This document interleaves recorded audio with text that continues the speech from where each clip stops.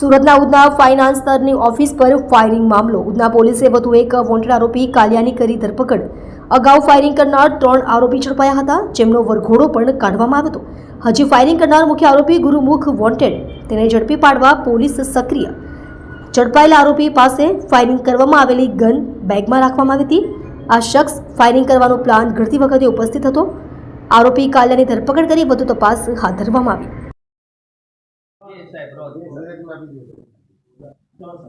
થોડા દિવસ અગાઉ ઉધના પોલીસ સ્ટેશન વિસ્તારમાં ફાયરિંગની એક ઘટના બની હતી.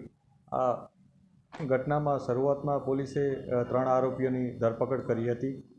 આ ઘટનામાં કુલ 6 આરોપીઓ સામેલ છે, જેમાંથી ચોથો આરોપી, જેનું નામ અમૃતાંશ ઉર્ફે લુલિયા રાજપૂત છે, એ મૂળ જોનપુર યુપીનો રહેવાસી છે.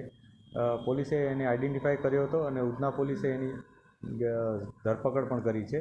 એની પાસે એક વ્હીકલ છે, એ પણ પોલીસે જમા લીધું છે. આ આરોપી છે, એનો જે ગુનાહિત ઇતિહાસ છે એ પણ અમે અત્યારે તપાસી રહ્યા છીએ અને એનો જે આ ઘટનામાં રોલ છે એ પણ અમે તપાસી રહ્યા છીએ. આ ઉપરાંત અન્ય 2 જે આરોપીઓ છે એનો પણ અમે શોધખોળ કરી રહ્યા છીએ અને જલ્દીમાં જલ્દી પકડાઈ જાય એ પ્રકારના પોલીસનું પ્લાનિંગ છે.